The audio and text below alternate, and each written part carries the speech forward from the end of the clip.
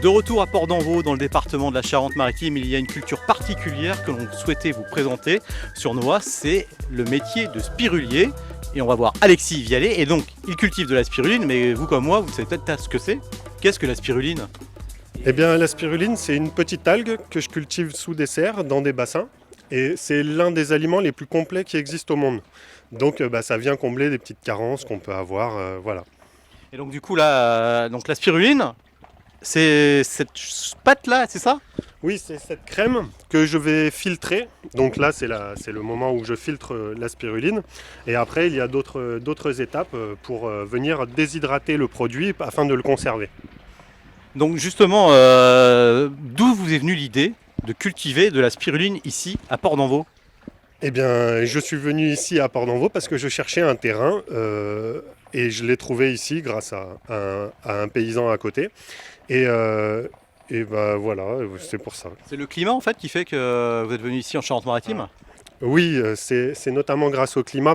On a cherché un petit peu dans toute la France en voyant des cartes météo, un ensoleillement, un bon ensoleillement. Et notre choix s'est dirigé vers la Charente-Maritime car il y a un très bon ensoleillement.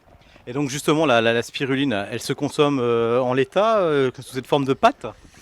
Non, on va devoir avant tout la rincer, puis ensuite la mettre dans une presse pour en retirer l'eau, et après la mettre en forme de spaghetti afin de facilement venir la déshydrater.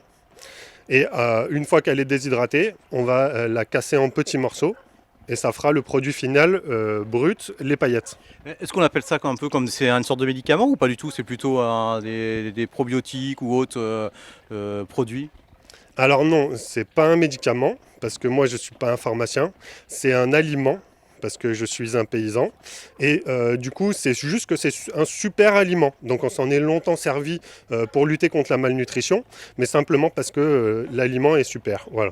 Alors, ça a un goût particulier pour les téléspectateurs là, qui oseraient franchir le pas. Est-ce que l'idée c'est de goûter d'abord et pour s'en rendre compte, ça se consomme comment vraiment? Oui, on est souvent rebuté par l'aspect, le goût, mais en fait, ça n'a pratiquement pas de goût. Alors après, ça dépend de où on va chercher sa spiruline, mais si on la trouve en paillettes, on serait surpris de voir que ça a très peu de goût en fait, ça a un goût plutôt subtil. Ma spiruline, personnellement, je la compare souvent à de la graine de tournesol au goût.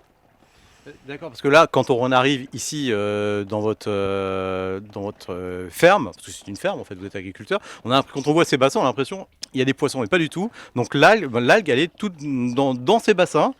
C'est ça, ça fait une eau verte, elle est microscopique. Si je la mets dans un verre d'eau, on va voir une eau verte. Et c'est pour ça que j'utilise cette toile qui va venir filtrer seulement la spiruline. Donc elle a des mailles très très fines.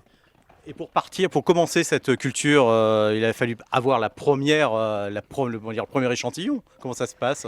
Eh bien, la spiruline, elle se développe un peu comme des bactéries. Donc on pourrait partir d'un petit filament de spiruline qu'on peut voir au microscope. Un petit filament de spiruline va se diviser en deux, puis de 2 va en faire 4, etc. etc. C'est une croissance exponentielle. Donc je suis parti d'une souche, d'une bibliothèque de souches. J'ai choisi ma souche, j'en ai acheté 2 litres, et puis je l'ai multiplié jusqu'à arriver à mes 60 mètres cubes de liquide. Et là, j'ai pu rentrer en production.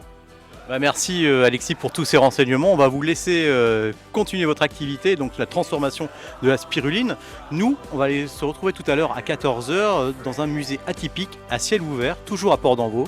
À tout à l'heure.